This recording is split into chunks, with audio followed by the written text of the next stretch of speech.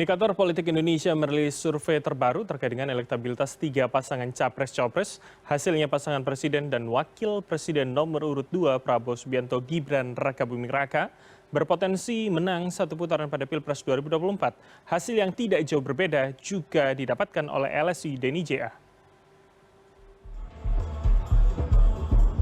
Pasangan Presiden dan Wakil Presiden nomor urut 2, Prabowo Subianto, Gibran Rakabuming Raka berpotensi menang satu putaran pada Pilpres 2024. Hal ini disampaikan peneliti utama Indikator Politik Indonesia, Burhanuddin Muhtadi, dalam paparannya yang disiarkan secara daring Jumat siang. Burhanuddin mengatakan, jika pemilu presiden diadakan saat survei berlangsung, hasilnya menunjukkan pasangan Prabowo Gibran menembus batas Pilpres satu putaran, yakni dengan elektabilitas 51,8%. Adapun Anies Muhaimin berada pada posisi kedua dengan dukungan 24,1%, lalu Ganjar Mahfud pada urutan ketiga dengan dukungan sekitar 19,6%. Sementara kelompok yang belum memiliki pilihan sebanyak 4,5%. Populasi survei terdiri dari seluruh WNI yang memiliki hak pilih dalam pemilu dengan multi-stage random sampling sebanyak 1.200 responden dengan tingkat kepercayaan 95%. Angka 51,8% dan tren naik yang masih berlangsung buat Pak Prabowo Gibran, maka saya bisa mengatakan potensi atau probabilitas satu putaran meningkat buat Pak Prabowo Gibran dibanding survei-survei sebelumnya. Hasil yang tak jauh berbeda juga didapatkan LSI Denny JA, di mana elektabilitas paslon nomor urut 2 Prabowo Subianto Gibran Rakabuming Raka mendapatkan angka 53,5%. Dengan angka tersebut, Prabowo Gibran diprediksi bisa menang satu putaran. Dalam survei ini, elektabilitas Anies Baswedan Muhaimin Iskandar berada di angka 21,7%. Lalu Ganjar Pranowo Mahfud MD berada di angka 19,2%, sebanyak 5,5% menyatakan rahasia, tidak tahu, atau tidak menjawab. Dengan angka ini, artinya bahwa dalam 4 kali survei terakhir kita, pasangan Prabowo Gibran ini trennya selalu mengalami kenaikan, ya. Selalu mengalami kenaikan, dan biasanya memang dalam pengalaman kita di pilkada maupun pemilu, tren itu cukup penting untuk kita membaca, ya. Survei ini menggunakan metode tatap muka dengan kuesioner kepada 1.200 responden di seluruh Indonesia. Survei dilakukan pada 26 Januari, 6 Februari 2024 dengan margin of error survei kurang lebih 2,9%. Tim Liputan CNN Indonesia.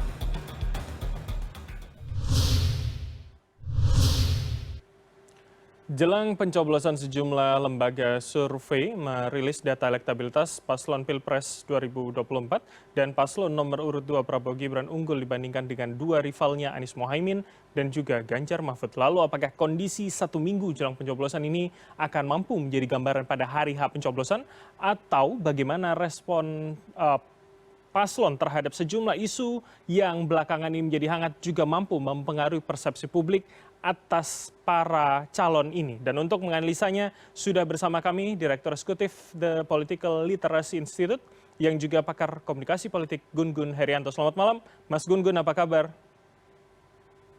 Selamat malam Mas Bram, kabar baik. Alhamdulillah kabar baik. Jelang satu minggu Mas, ini kemudian rilis sejumlah lembaga survei sudah muncul.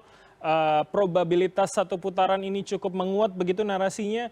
Jadi saya ingin masuk pada analisa Anda begitu. Apakah kemudian ketika tren ini dikatakan memang menguat, artinya bahwa dari sebelum debat itu berlangsung trennya sudah seperti ini dan semakin menguat, apakah kemudian yang kita lakukan, yang kita saksikan paling tidak dalam masa kampanye 75 hari ini sebetulnya tidak terlalu mengubah begitu soal elektabilitas ini? Ya, survei itu adalah metode ilmiah untuk membaca tren. Itu yang disebut dengan persepsi publik, ya. Dan ini harus kita hargai sebagai produk akademik. Contoh misalnya yang dipakai oleh teman-teman itu multi-stage random sampling. Dan tadi Aji ya dari LSI Dinija bilang itu kan longitudinal, ya.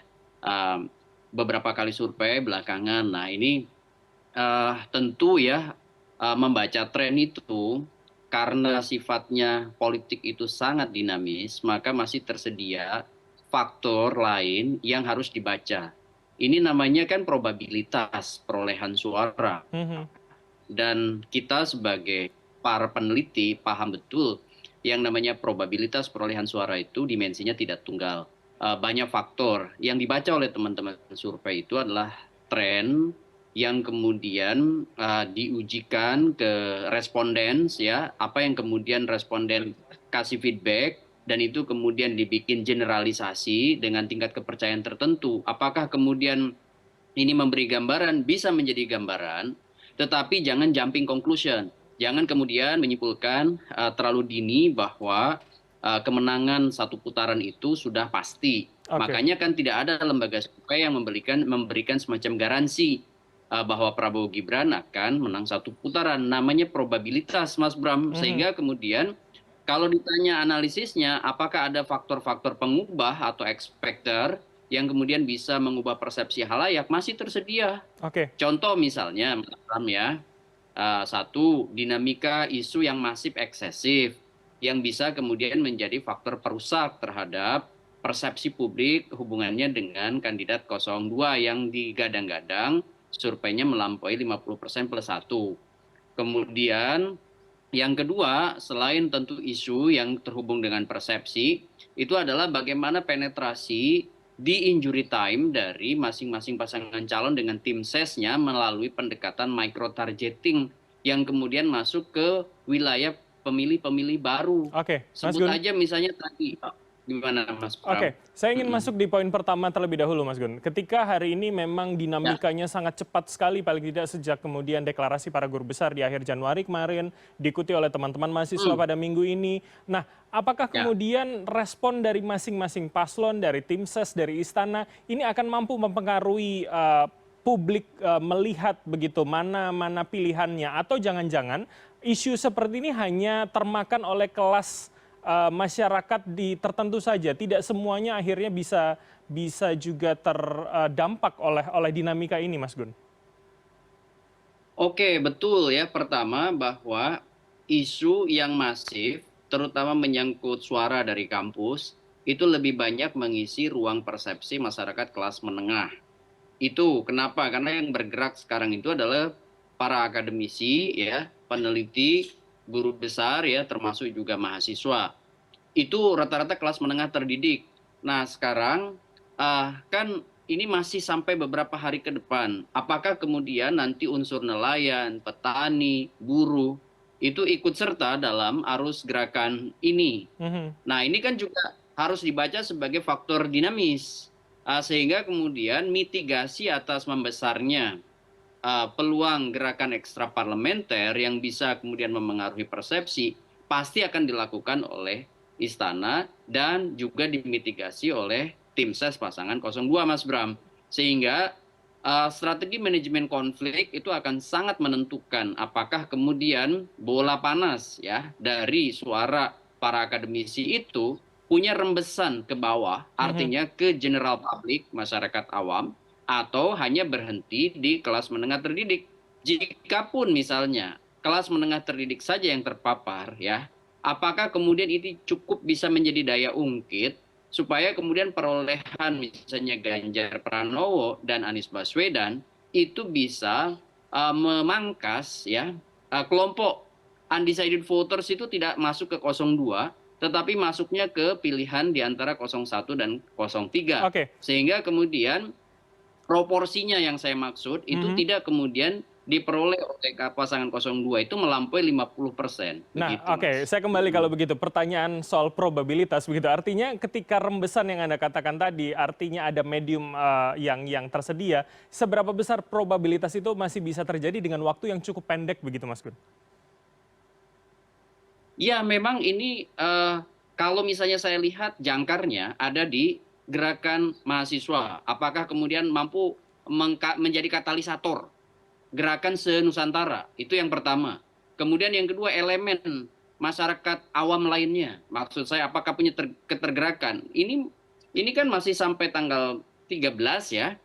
Sekalipun misalnya masa kampanye sampai tanggal 10, tetapi kan elemen-elemen masyarakat yang mungkin saja tidak terafiliasi ke partai politik atau tidak berkampanye untuk satu kepentingan paslon tertentu ikut serta, sehingga justifikasinya adalah freedom gitu, freedom of expression. Mungkin saja kan terjadi, atau misalnya gerakan snowball di sosial media yang sifatnya itu mungkin aja kemudian meresonansikan. Jadi saya melihat kenapa masih tersedia sejumlah faktor yang kemudian kita harus baca sebagai faktor dinamis yang seringkali saya sebut sebagai X factor, yang kemudian mungkin saja secara kasat mata tidak terlihat, tetapi kemudian ada semacam gerakan yang kemudian gerakan itu dimulai dari ketidakpastian dan ketidaknyamanan, dan itu kemudian saling bertautan, bahkan bisa membentuk yang disebut dengan symbolic convergence atau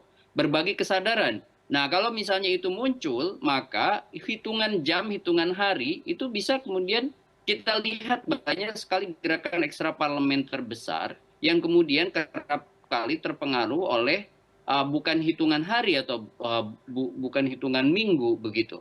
Yang penting ada trigger yang kuat, dan apakah kemudian itu menjadi semacam agenda bersama. Nah, ini yang kemudian saya tidak ingin mengatakan juga bahwa gerakan para akademisi kampus itu akan berpengaruh besar jika kemudian berhenti dalam konteks misalnya ruang-ruang kampus, begitu Mas Bram. Baik. Tapi artinya apakah bisa kita publik misalkan mengambil kesimpulan bahwa ketika bola salju ini terus membesar, ini akan linear dengan elektabilitas, atau kemudian tergantung katalisator yang Anda sebutkan tadi, seberapa kemudian berdampak paling tidak hingga sebelum 14 Februari nanti, Mas Gun?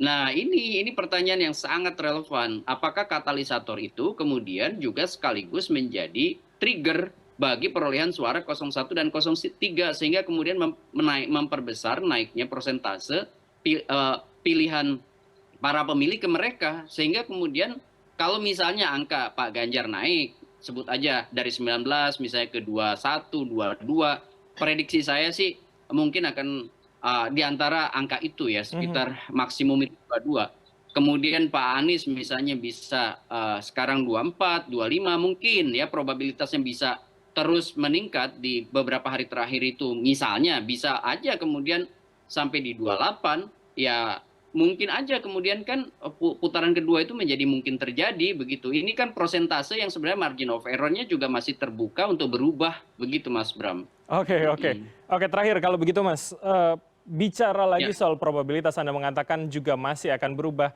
Mana yang lebih mendekati? Berubah artinya ke arah yang tidak sesuai dengan data hari ini, atau ya sesuai dengan apa yang terjadi hari ini nanti 14 Februari?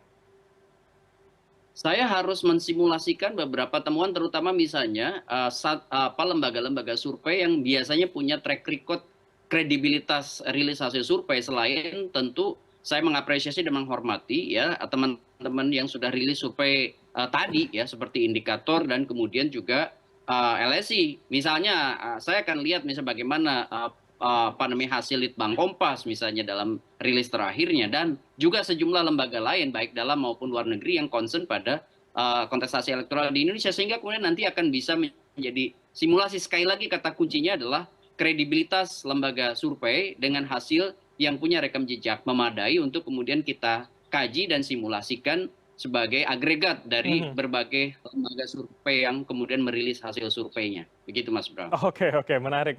Kita akan lihat seperti apa beberapa hari lagi tentunya 14 Februari. Kita akan lihat dinamikanya akan mempengaruhi atau tidak kemudian perolehan para paslon. Terima kasih. Ya, jangan sampai kemudian hanya semata-mata jadi bandwagon gitu. Jadi rilis hasil survei harus kita telah secara kritis. Meskipun kita apresiasi, tapi apresiasi dengan sangat kritis, begitu Mas. Oke, saya setuju dengan narasi itu. Terima kasih Mas Gun Herianto atas waktu Anda, Direktur Eksekutif The Political Literacy Institute yang juga pakar komunikasi politik. Selamat malam, sehat selalu Mas Gun. Sehat selalu Mas. Ya.